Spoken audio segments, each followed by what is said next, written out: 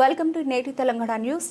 పెండింగ్లో ఉన్న 8,500 కోట్ల రూపాయల స్కాలర్షిప్ బకాయిలను తక్షణమే విడుదల చేయాలని రాజ్యసభ సభ్యులు ఆర్ కృష్ణయ్య డిమాండ్ చేశారు. జాతీయ బీసీ సంక్షేమ సంఘం, బీసీ విద్యార్థి సంఘాల ఆధ్వర్యంలో హైదరాబాద్ చెంపాపేటలో పెండింగ్ స్కాలర్షిప్ కొరకు విద్యార్థులతో నిర్వహించిన ర్యాలీలో రాజ్యసభ సభ్యులు, బీసీ సంక్షేమ సంఘం జాతీయ అధ్యక్షులు ఆర్ కృష్ణయ్య పాల్గొన్నారు. ఈ సందర్భంగా ఆయన మాట్లాడుతూ ఎన్నో పోరాటాలతో సాధించుకున్న స్కాలర్షిప్, ఫీజు రియంబర్స్మెంట్ పథకాలను రాష్ట్ర ప్రభుత్వం నీరు కార్చాలని కుట్రలు చేస్తోందని అన్నారు. పేద, బీసీ, ఎస్సీ, ఎస్టీ, మైనారిటీ వర్గాల విద్యార్థులకు ఉన్నత విద్యకు ఉపయోగపడుతున్న ఫీజు రియంబర్స్మెంట్ స్కాలర్షిప్ పథకాన్ని గత 3 సంవత్సరాలుగా నిధులు విడుదల కాకపోవడంతో విద్యార్థులు సర్టిఫికెట్లు పొందలేక ఉద్యోగాలు, ఉన్నత విద్య, విదేశీ అవకాశాలు కోల్పోతున్నారని తెలిపారు. రాష్ట్ర ప్రభుత్వానికి ఎస్సీలు, ఎస్టీలు, బీసీలు ఉన్నత చదువులు చదువుకోకూడదన్న ఉద్దేశంతోనే ఈ విధంగా స్కాలర్షిప్లను నిలిపివేస్తున్నట్లు భావించాల్సి వస్తోందని ఆయన వ్యాఖ్యానించారు. విద్య రాజ్యాంగబద్ధమైన హక్కు అని, ముఖ్యంగా ఎస్సీ, ఎస్టీ, బీసీ విద్యార్థుల భవిష్యత్తును దృష్టిలో పెట్టుకుని ప్రభుత్వం వెంటనే బకాయిలు చెల్లించాలని ఆయన డిమాండ్ చేశారు. ఈ కార్యక్రమంలో నీల వెంకటేష్, శివకుమార్ యాదవ్, రాజేందర్ నాయకత్వంలో విద్యార్థులు భారీగా ర్యాలీలో పాల్గొన్నారు.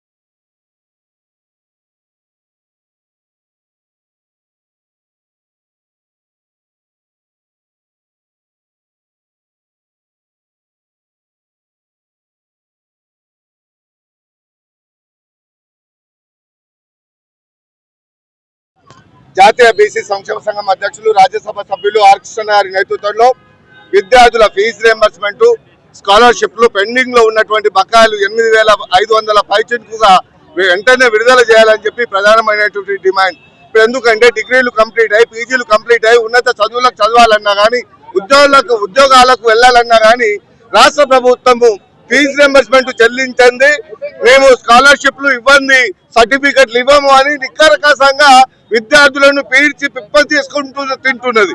కాబట్టి మేము ఏమడుగుతున్నాం, కృష్ణన్న పోరాడి ఇలా ఫీజు రియంబర్స్మెంట్ పెట్టిస్తేనే ప్రతి పూరి గుడిసెలో పెట్టినటువంటి విద్యార్థి, ఒక ఆటో కార్మికుడి విద్యార్థి, ఒక రిక్షా కార్మికుడి విద్యార్థి, ఒక ఐఏఎస్, ఐపీఎస్, ఇంజనీర్, డాక్టర్ అవుతున్నారంటే దానికి కారణం కృష్ణన్న పోరాటాలతో రియంబర్స్మెంట్ పెట్టడం వల్ల. కానీ ఆ రియంబర్స్మెంట్ కే గండి కొట్టే ప్రమాదం ఉంది. కాబట్టి వెంటనే ఫీజు రియంబర్స్మెంట్ పాత బకాయిలన్నీ చెల్లించకపోతే రాష్ట్ర ప్రభుత్వాన్ని పెద్ద ఎత్తున ఉద్యమం చేపడతామని చెప్పి డిమాండ్ చేస్తున్నాం. 14 లక్షల మంది విద్యార్థుల యొక్క ఫీజు రియంబర్స్మెంట్ బకాయిలు గత 3 సంవత్సరాలుగా చెల్లించడం లేదు. దీని మూలంగా విద్యార్థులు తీవ్రంగా ఇబ్బందులకు గురవుతున్నారు.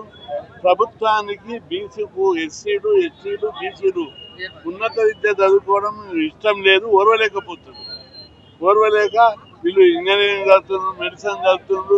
ఈ పీరియడ్లు తీసేస్తే, ఈ స్కీమ్ తీసేస్తే వీళ్ళు చదువుకోరు, వీళ్ళకి జీతగాలు దొరకలేరు, పర్మనెంట్ దొరకలేరు అనే కుట్రతోటి ప్రభుత్వము ఈ విధంగా ఫీజుల రియంబర్స్మెంట్ పథకాన్ని ఎత్తివేసే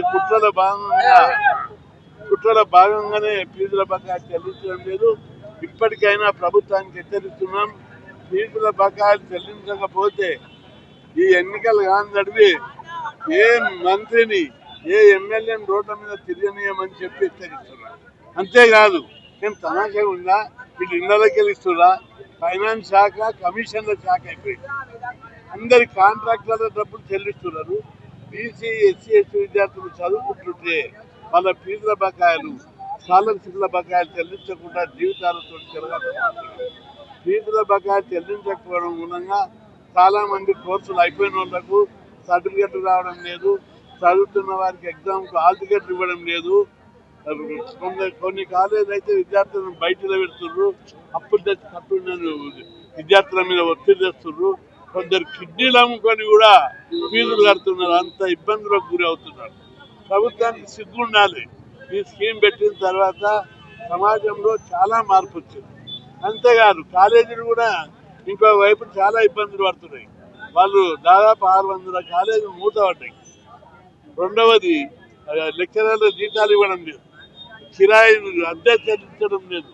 ఈ విధంగా ఒకవైపు కాలేజీలు, ఒకవైపు విద్యార్థుల తల్లిదండ్రులు చాలా ఇబ్బందులు పడుతున్నారు.